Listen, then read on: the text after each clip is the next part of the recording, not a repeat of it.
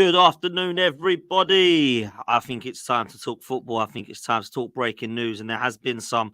Nottingham Forest have been deducted points. We heard that Everton have been deducted points previously.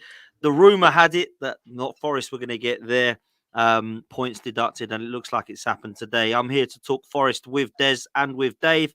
Des, it's been a while, mate. How are you, mate? I'm good. Not on the football front, of course. Last time we spoke, we were probably a lot more positive. But yeah, I'm good in general life. Good. Well, I'm glad you're okay, mate. Football things are mad. Similarly to yourself, Dave, I imagine today's news has probably put you in a bit of a rough mood, I imagine.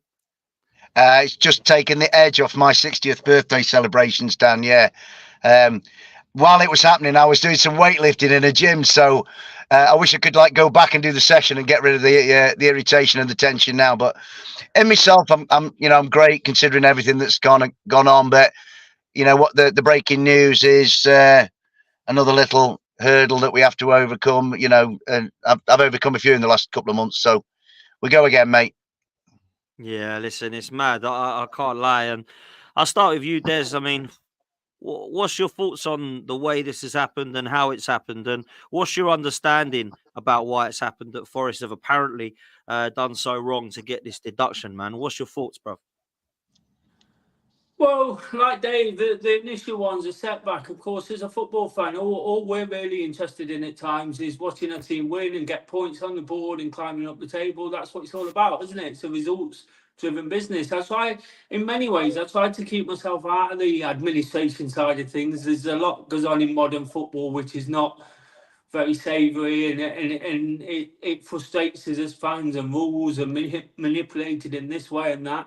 And again, it seems like it has been here. Forest have got a little bit mitigation in the fact that they say they were trying to get around it and there wasn't that much sort of out of the boundaries of the rules. But at the end of the day, they have broken the rules. And as a fan, I'm more concerned about how it affects the league table and what it does to us.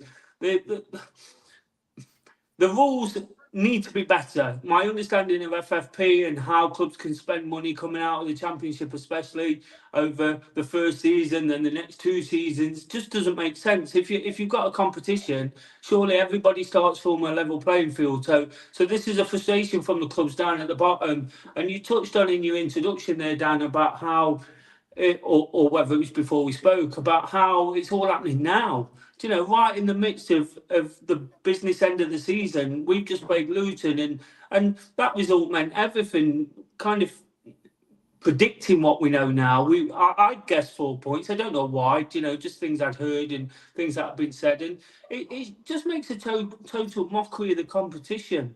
Because again, it's got to be a level and fair playing field, and it proves once again, whether it's VAR, whether it's refereeing decisions on the pitch, whether it's FFPs, television money, whatever, the top clubs are benefiting in ways that the lower clubs don't. And every Forest fan is going to point to Man City. And don't get me wrong, I'm not necessarily in that camp. I'm frustrated with Forest fans who are saying they're happy with 4 points. I'm not happy that the club has been mismanaged to the point that the people who run the football club are there on a temporary basis. We're there from day dot to the end, you know, and we suffer all the lows. And this should be seen as another low in Nottingham Forest history, in my mind. You know, for whatever the rules state, the club have to work within those parameters. And at the end of the day, they've broken them. So to be happy, you know, because we might have had 10, you know, that's not the point, is it? The point is that we went away and won at Newcastle, and we got a point on the road elsewhere on Saturday. And those results don't really matter now, do they? So all those fans that went to those games, it's like a big smack in the face and saying, well, thanks for coming along and supporting for what was ultimately a pointless endeavour. Listen, I feel the passion, I feel the pain, and I understand why clubs are frustrated. I personally feel like there needs to be an understanding and transparency of what happens when you do X, Y, Z. And if you have broken rules and you've done X, Y, and Z, there needs to be a punishment for it, absolutely. But doing this at this time of the season, whatever this is a joke. And there's no understanding of what this is, because Everton have been given 10. Oh, actually, yeah, go on, and we'll give it now 6. Forest have plucked out 4 points from the air. I don't understand any of this. And like, Connor, I'll bring you in. Thanks for coming on, man, because I know you ain't got long. But like, as an Everton fan, it must be a bit confusing for you, bro. It is, and as we're talking now, I'm reading the stuff from the report, so because I don't want to come on here and give misinformation about that. As much as I can understand about it, I'm reading Forest's breach of losses were 34.5, only docked 4. Everton's were 19.5 and were docked 6. According to that Martin Ziegler, it's to do with the way we've presented our information. It might be that Everton have done it, presented information incorrectly by accident, which is believable. If you're an Everton fan, you could imagine it. But it is just annoying. I don't know, and I'm not saying we're innocent or, there needs to be clarity though, because once again, there's another case. Same with when we won our appeal, it was like, but what are the rules? And now it's even more another question of what are the rules, because they're forever changing. And next year, this whole thing changes again, which coincides with when probably Chelsea will be looked at in a serious way. City will take way longer because there's 10 years to go back on there. But it'll be coincidental that this happens while Chelsea are being looked at. And now that bigger clubs are sort of floating and they're saying, oh, we're not spending because we're close to it. All of a sudden, the Premier League are now going, oh, maybe we do need to look back at our stuff then if the top clubs are... But from what it seems like, if it's going to hold the top clubs from spending as well, then we better look at it. Otherwise, it's going to damage it, which is really a poor way to look at it. But yeah, I just love a bit of clarity on it. Looking at all the stuff that's out there now, the Premier League pointed out Forest had a lower threshold than Everton and exceeded it by a greater margin. I think their excess was 77% larger than ours. I just don't know where it's coming from, then where the 4 comes from, where our original 10, never mind the 6 we've got, originally it was 10. So where are you getting 10 from that we've had to appeal down to 6 if this is just 4 off the bat? Yeah, I'm totally with you. It makes no sense to me whatsoever. Dave, can you make any sense of it? I mean, Everton have had 10 down, now it's 6. You guys have got 4. Are we going to find out next season that when Leicester come up, they're going to get 2 straight away? This is a madness, mate. Yeah, it's an uncomfortable moment to be a Nottingham Forest fan. I'm with Des. There's no relief in it. I mean, I've been on the shows, Dan. Sorry, he's dead. Oh, that's what Dave thinks about it. Oh, you're back. Go on, Dave. We lost you for a sec. Go on, mate. About that. Yeah. I've been resigned to 6, but I was only resigned to 6 as an arbitrary number plucked out of the air. Like Connor's dead right, Des is dead right, you're dead right. There's no clear, established understanding of what these rules are. They keep changing. It's a moving feast. It might be different next year. All I know at the moment is I am kind of embarrassed to be a Nottingham Forest fan, really. I'd rather this not have happened. I always want the moral high ground for my club, and we've surrendered that. And I kind of think back to last year when we were signing all of those players, and it was kind of all part of the owner's ambition and all that kind of stuff. And I felt at the time like this is going too far. It's too scattergun. There's no rhyme or reason to it. And unfortunately, the consequence of that is right here, right now. And that now, the relegation battle is now broader than it was this morning, because Burnley are now back in play, and Sheffield United, to maybe a lesser extent, they're back in play. And, it's not great. What I would say is also, I absolutely take Desi's point. It kind of, and again, it's not an inverse snobbery, but it kind of serves to keep the elite. And any of the guys that are coming up from the Championship this year, be it Leeds, Leicester, Saints, Ipswich, West Brom, Hull, you name it, they're going to think, well, if we've got the money within our coffers, can we go and spend it to try and compete on more of a level playing field than is currently existing? And they're going to think, now we better. It's almost like the Norwich City situation. Came up twice, were very wary of FFP, and that spent nothing, went back down with a whimper, on those occasions. So it's I often look at the NFL, I look at the NHL, I look at the NRL in Australia, and I see salary caps, and I see drafts and things like that.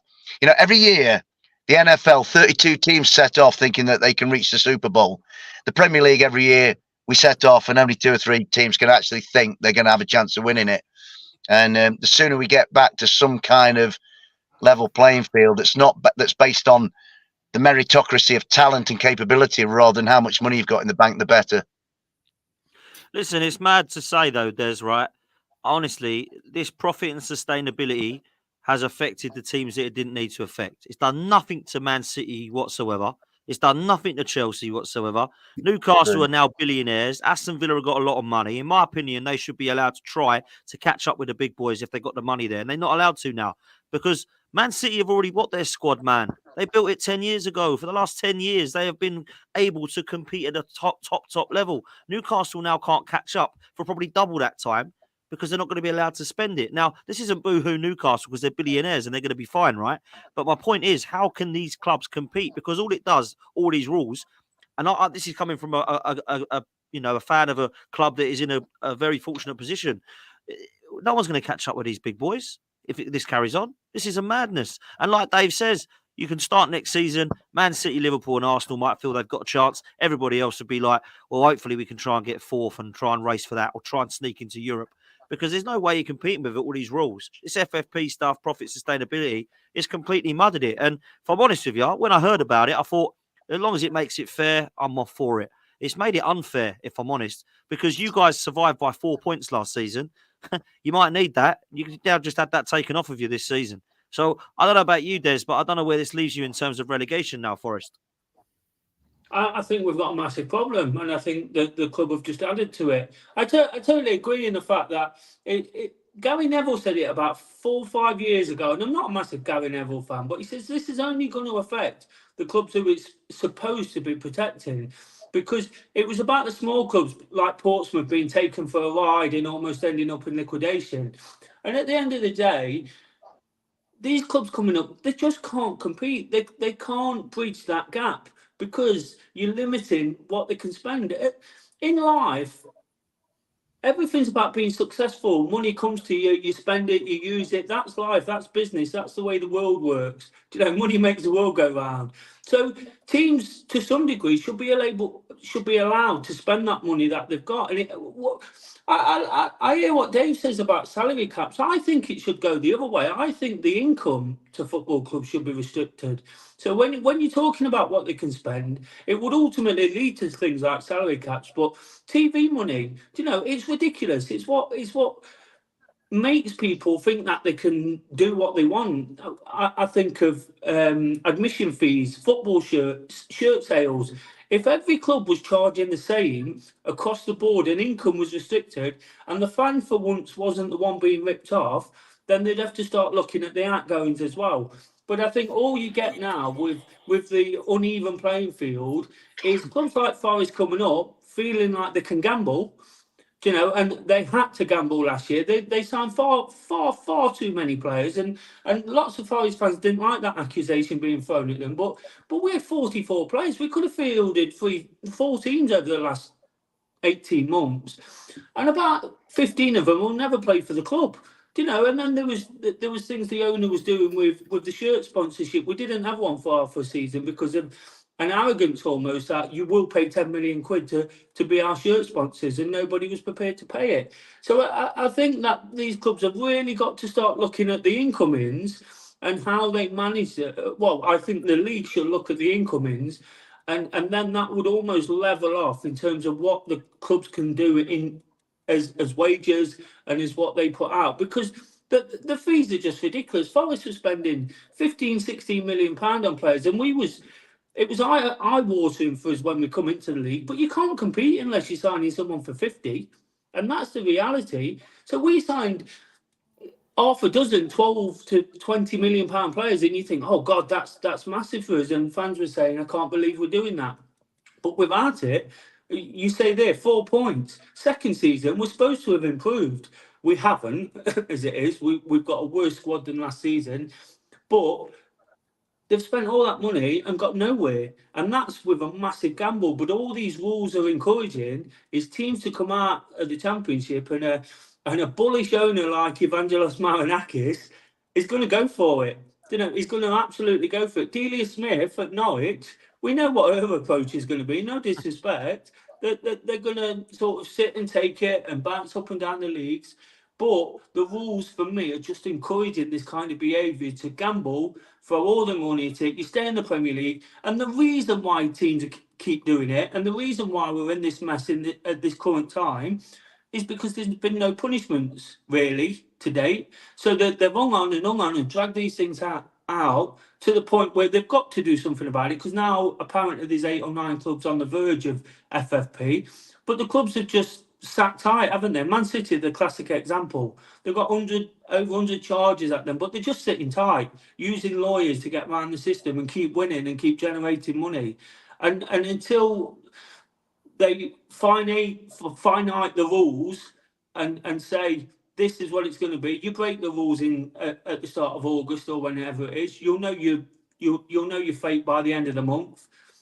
You play the rest of the season with that. I don't necessarily disagree, Dan, with the points deduction, because they broke the rules, but the clarity of the rules needs to be there, and an understanding throughout football and throughout the ownership of what punishment you'll get if you break that rule. Because what will happen once that's in place, once that clarity is there, fans who are upset like myself in terms of football and league position and wanting to see my team win will start turning on the owners if they continue to break the rules. As soon as teams get punished, if Man City get kicked into the Championship, the fans won't be happy, because they've invested a lot of time, effort, energy into supporting that club into that position. And until teams are whacked hard, but we know what we're starting with, we know the rules, but also the rules are set so we can all compete fairly from day one, spend the same kind of money. That's where we need to be. Yeah, facts, man. Listen, Villa 1982 is saying you're speaking facts, and I agree. Connor, before I let you go, where does this leave Everton Football Club with all this news, mate, in terms of relegation and also clarity with the FA, bro? Well, I mean, it's interesting. I'm literally I've just reading then. Apparently, Forest was meant to be 6, but you got 2 taken off you because you cooperated straight away, and mitigation. So you had 2 taken off, which is fine, because I think in our initial one we were denying it and then changed our plea late on. So you could argue our 6 being a 6 after the appeal is, well, Everton did try and get away with it a little bit. But I'm reading here about the commission case that's come out today, and it says about Everton in it, and it says the commission doesn't know how the 3 extra points arrived from the appeal board for Everton, but some parts of those must relate to provision of incorrect info. So basically, because there's a separate board and separate commission, they've gone, I don't know what them lot were doing, to be honest. Might be down to misinformation, but we can't speak for them because we're not them. And that's another one. Too many chefs spoiling a broth. How can you have different people will have different views on things? So to judge Forest with a new set of new people compared to the Everton one, there's a whole different perspective of people in that room, which is absolutely mental. But for us, it doesn't change. We've got the second one coming. I think that will be 4, because we've worked with them this time, mainly because we know we're in trouble. And that will get us to the original 10 we were at originally. And then moving forward, we just got to win our games. We got Bournemouth after a nice 3-week break. We've been in Portugal on a training camp. We've just got to do it on the pitch now. Ironically, I know we're on about all these things off the pitch. Ironically, now it's well in us to do it on the pitch. Otherwise, yeah, we are in trouble. But like Des has said, I don't agree with. I think the rule does keep the elite. But even if you were going to set these rules and say, well, tough, these are the rules, I'd be able to swallow it more if, like Des said, you went, well, these are the rules, and we're telling you now, nice and clear, don't break them. Yeah. And you just add them, because for us, stadium as well, and I think we tried to pull, we didn't know there was stadium. They're going to change next year, apparently, so that isn't a problem off the field stuff like stadium development. But again, you need to have all this in place before. You can't go punishing people and learning on the job going, oh, well, you know what, they've made a really good appeal, so we'll change the rule. And then if whatever Forest have worked well with them and gone, well, they've worked, so we will change the rules to benefit people who work with us and cooperate as well. And now going, oh, we'll change the rule completely in the summer for next season. How's that fair? How's that fair? Like Forest, for example, might have got a lesser next year with the new rule. Same with us. Teams next year will be judged on a different parameter. It just, none of it makes sense. If you were going to imply a rule, you should have the black and white sorted before you start implementing it, not flaking it. Listen, before you go, Connor, I'm going to put the table up because this is a madness now, if I'm honest, because if you do get another 4, like you suggesting that perhaps you will, then what that does is it puts you and Forest on the same points and you ahead of them just on goal difference. And Luton will be a point ahead. That is absolutely crazy. It's massive for Luton as well. And Luton, to be fair to them, have done nothing wrong, but they see themselves in this relegation battle that they now think, wow, what's actually happening here? And they might actually think, well, hang on a minute, if we end up going down, is that really fair? Because we're the ones that haven't done anything wrong. This is going to cause so many debates and so much arguing now. It really is. And I look at that league table, you can't get much tighter if you tried. And that's if Everton do get this 4 points deduction. I can't predict this anymore. This is completely through a spanner in the works, Connor. I don't know. How do you look at things now? I've no idea, mate. I'm lost. I honestly don't know, because I know Barry P's just put in the chat, which I should have mentioned. Our second charge as well comes within a parameter a year that we've already been done for. So we're hoping double jeopardy saves us, which is what the EFL use. If they're going to use the same, we should be safe with that. If not, we might get a lesser one. It depends on. The problem is, though, I'd love to go, oh yeah, we might get less, but we don't know because the rules are being made up on the spot. So I'm going 4 because I think that's where they'll come to because of Forest. Even though Forest's excess is more than ours, you just can't read how this works. I don't think they know how it works, so I don't know how it works. But it's just tough, isn't it? Because you look at ours, we don't know what's happening. 4 points is a win and a draw. When you're down the bottom, that's huge. Luton, I feel really sorry for because they're really trying, but if they stay up as well and us or Forest go down, there will be that asterisk that people will go to Luton. Yeah, but if the FF, if points weren't deducted, you wouldn't have, which is a criminal thing. I think that's why Luton might feel hard done as well, is all that hard work. And somebody will say it next year. Somebody will go, oh yeah, but if nobody got points deducted, Luton wouldn't have stayed up. It almost robs them of a really, really solid season that they're having. Because everyone thought the first couple of games in, they looked at the stadium, they looked at the squad. I saw people saying that Luton were going to be the new Derby, which is, before they'd even kicked the ball. And they've done so well to fight that. But that somebody out there is going to turn around and go, oh, well, the points deductions. And I think that robs Luton fans of a really hard-working team that are giving it a go. Facts, mate. Absolute facts. Listen, Connor, I know you got to shoot, man, but I do really appreciate you jumping on, my bro. And make sure you take care, and we'll see you later on in the week, mate. All right? Appreciate it. Cheers, guys. No, thanks, Connor. Top man. I'll leave it up there because, boys, Dave, I'll come to you. Where do we go from here, man? This league table is looking ridiculous. I can't call it. If Everton are going to get more points, it puts them right down there. And then you've got to look at the form of the teams. I mean, Everton are absolutely shambolic on the ball, but off the ball, they're not a bad side and they can be hard to beat. I think Luton at the moment have had a bit of a knock, but you always know they're going to fight right to the end. And I honestly don't want to put any money on Nottingham Forest. They're the team I would not want to put money on. I know what the hell I'm going to get from them. Like, even at the weekend, I was thinking, they should win that game then now. And, they still can't go over the line. It's a madness at the moment. And, this points deduction, that's the sort of thing that can definitely make huge decisions and for you in terms. And then you've got no say in the matter. So where do you think this leaves Forest, mate, as a club? The good thing, Dan, is that now we know. For so long, it's been speculation, mate. Dave, what do you think it would be? Dave, what do you think it could be? Now we know. Now the decks are cleared, the cards are on the table, and now we can move forward. And if I look back at the example of Everton earlier in the season, 10 were taken off.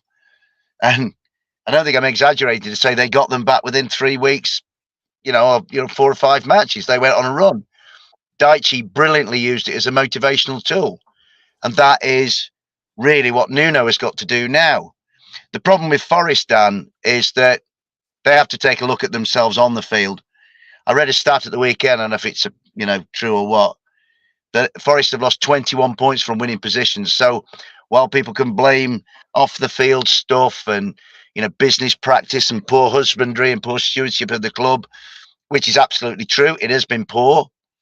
There's got to be a look at what's going on the field.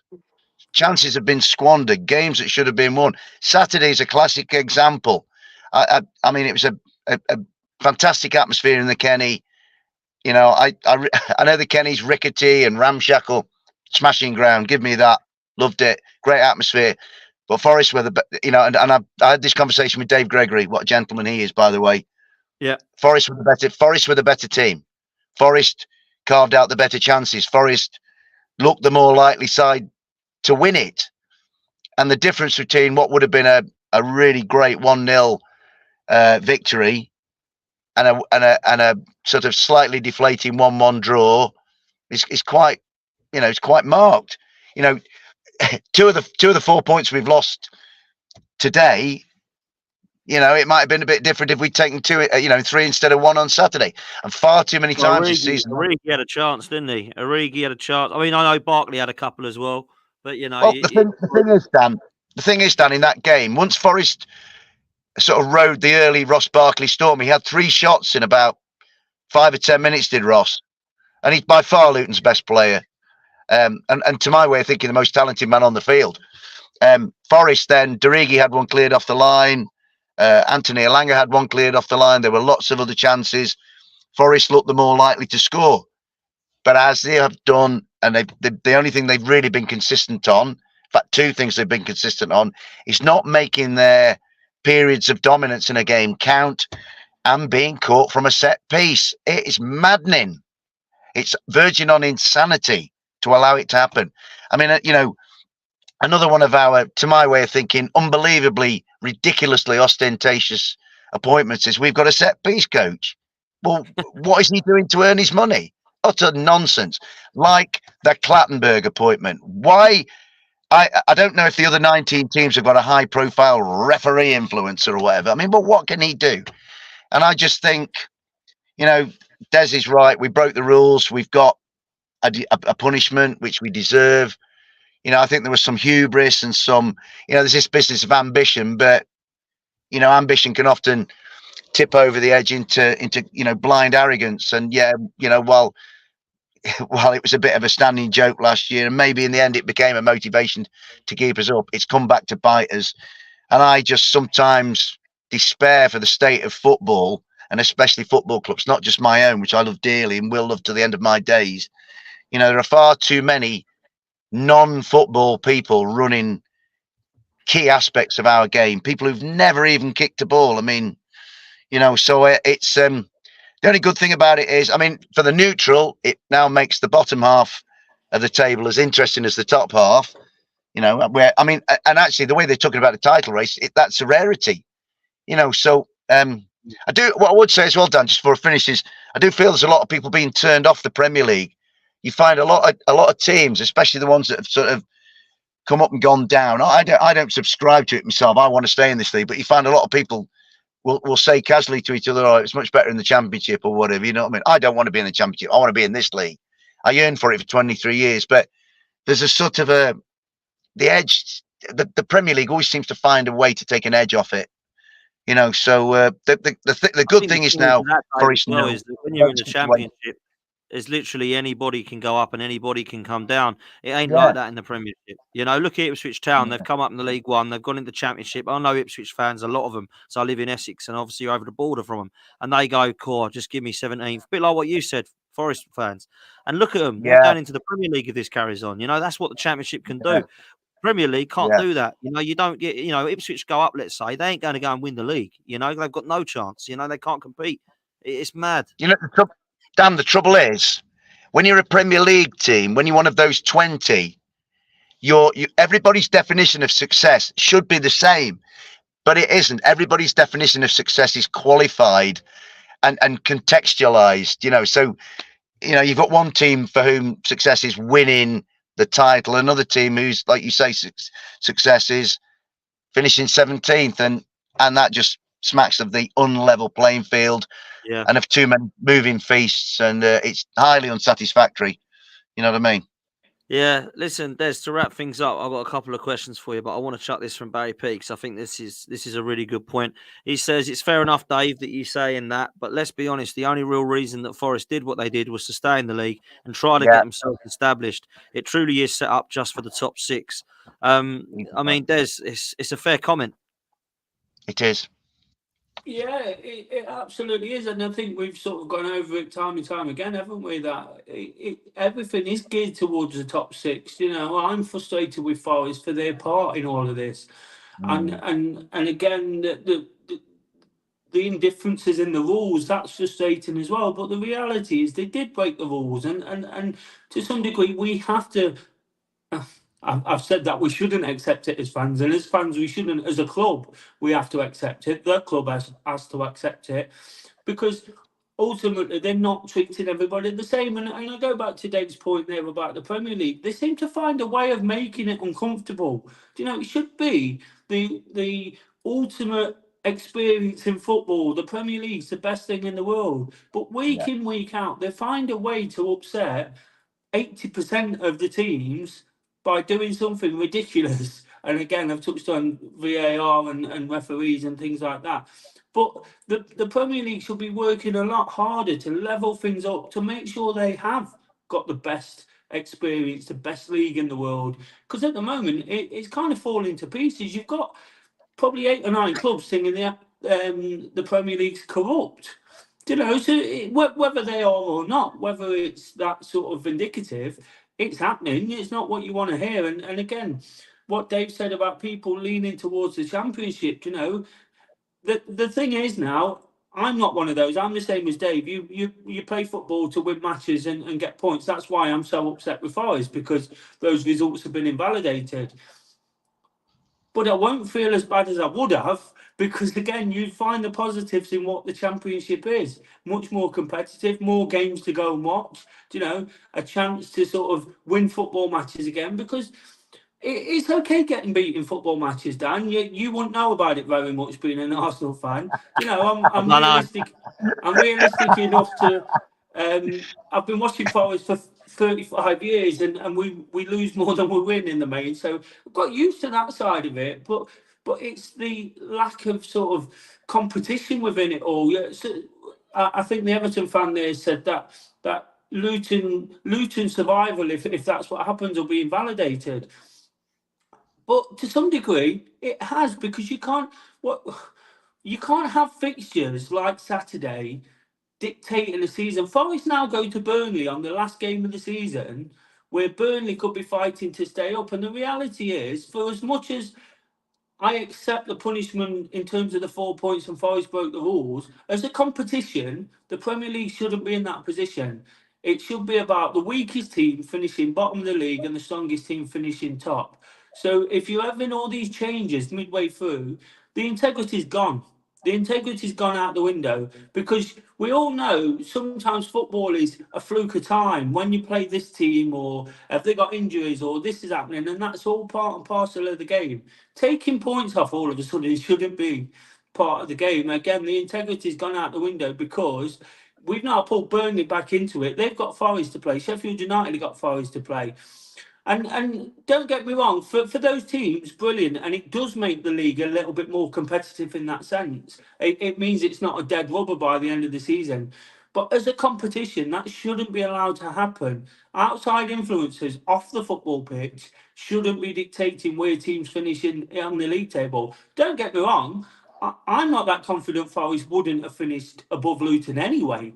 You know, because I feel that they're that bad at the moment, and I won't go into all the things Dave said, but the reality is it should be that point I've just made: the strongest team finish top and the weakest team finish bottom, and teams that have done enough just to get over that line and look forward to next season. And that's the frightening thing, isn't it? Forest and Everton and whoever start looking forward to next season, trying to build again, and all of a sudden your hands are tied and it becomes impossible. You mentioned Newcastle right at the top of the show. They can't compete yet. They can compete because they've got more money than anybody. You know, probably everybody put together, but they can't compete because the rules restrict it. And that, for me, is not a fair competition. You either go down the franchise route and everybody becomes the same team and you share players, which none of us want because that's not what English football's about, or you let teams spend and manage the money the way they see fit. And if somebody messes it up big time, then they have to deal with the consequences. Lots of people are saying, lots of Forest fans are saying, we wouldn't be here without this owner. I don't buy into that. We had the worst owner ever last time, and someone come along and stopped it. Do you know, we might not have been in the Premier League, we might not have took the chances we've got to get here, but we all know ultimately he was the main man involved in making that happen. And it wasn't to do with money, and it wasn't to do with reaching out for the stars. It was putting a team together on a football pitch and climbing the table, winning football matches in the proper way. So I just think there needs to be some realism thrown over this all of a sudden, and everybody needs to look at it. We spoke about facts, you know.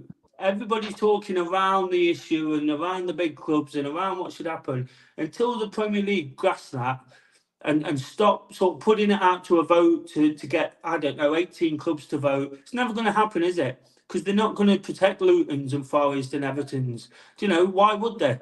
You've seen it last week with Forest and the EFL money. There was one of several clubs who didn't want to put TV money into the EFL. It's horrible. It's an horrible place to be sometimes. And until the lawmakers and the league leadership get a grasp of it, it's just going to keep winding up in a mess.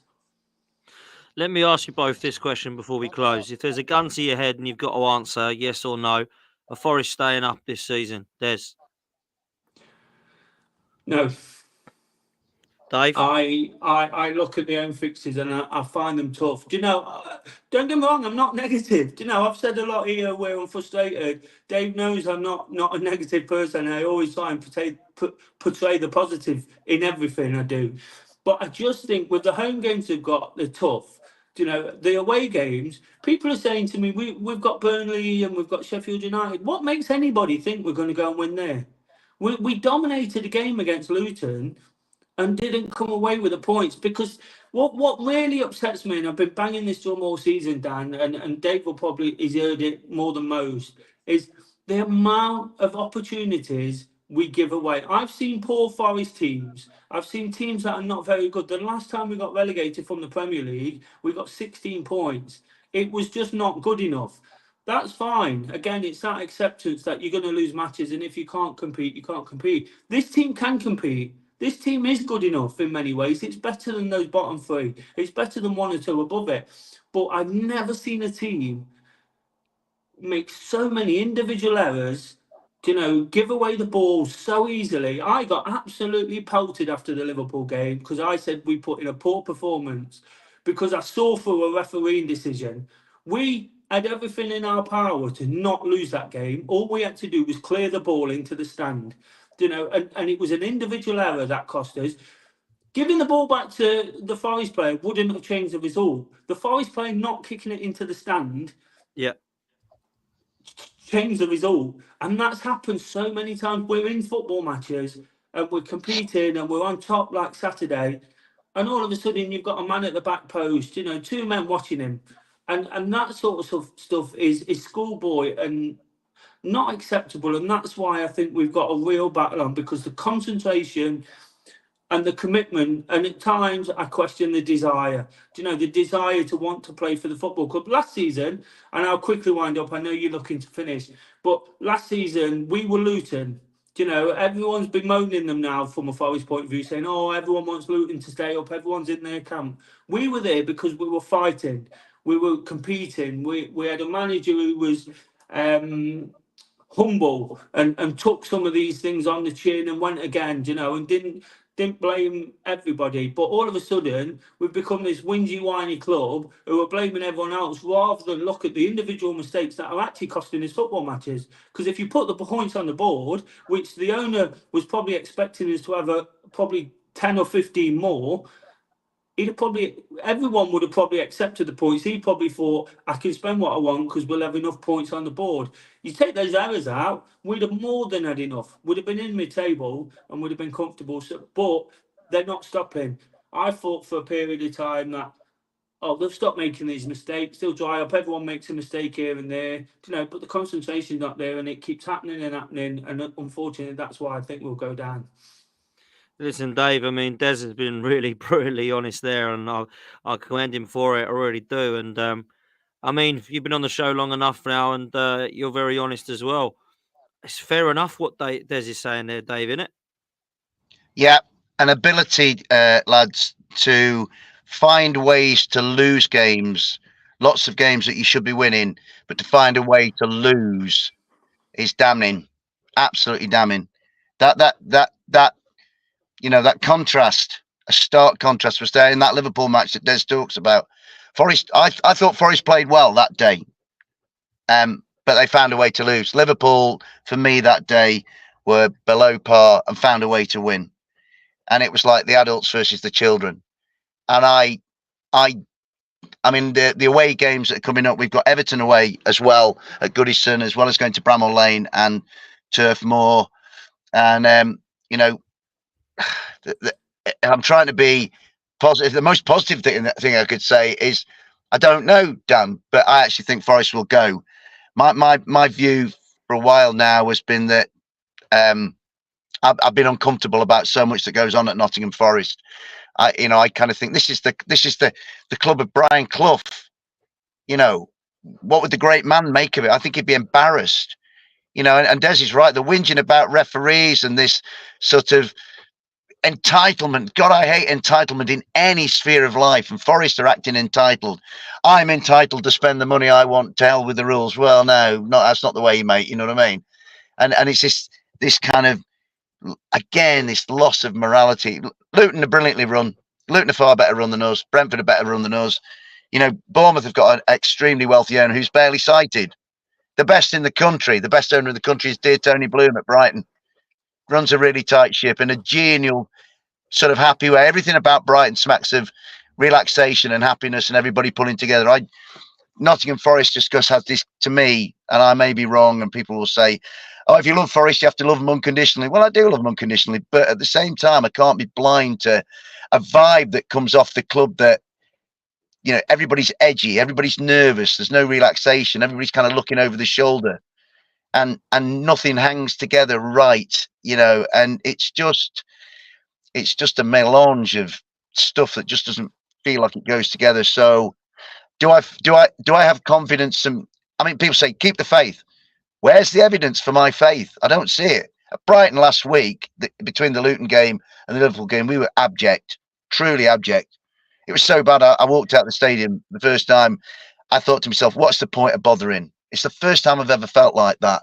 It was a difficult day for me personally. I went all that way and I kind of got, nothing at all, really. Again, not that I'm entitled to anything, but I just think, no, I think Forest will be relegated. And actually, writing them off might not be the best thing. I've been on loads of your shows, Dan. I've been quite positive. Yeah, I think we'll get something. Every time it goes the other way. So maybe writing them off, mate, it's the best thing to do. Yes, it is. It's going to be a mad one. I can't call it personally, and I think these points deductions have absolutely thrown a spanner in the works now. And I have to say, Dave, I've been saying every week I really want Luton to stay up there. My tip to go down, they still are, but I'd love to see Luton stay up. That means that one of Forest or Everton are going to go down, in my opinion, if that's the case. So. Yeah, one of the three is going to do it. Maybe Brentford. I mean, they don't look too good. They're pulling themselves down into it. They're struggling. But if I'm honest with you, like that's by the by. This points deduction thing has got to be dealt with by the FA now. People have got to understand that you get these amount of points deducted if this happens. And I think that's the biggest story for today, man. But listen, I'm going to wrap up there. Gentlemen, absolute pleasure having you on. Big up to Connor as well, who jumped on earlier. Big up to you, Dave, because I know you've come back from your workout, so I'll let you go and get a chill out now. Dan, it's guerrilla broadcasting all the way from the Nissan Micra in B&Q car park, mate. So a new experience for me. Pleasure, mate. Absolute pleasure. Des, you're a legend, mate. Great to see you back on, man, as well. Have to get you on more for sure, mate. But thank you so much for jumping on, lads. Do us a favor, people. Make sure you go follow these two on socials. Make sure you do hit the like button. Make sure you smash the subscribe button as well. And make sure you go to Surfshark VPN, which is in the comment section. Just click on it and go and get yourself that as well. We will see you next time. Take it easy. We're out of here. Peace.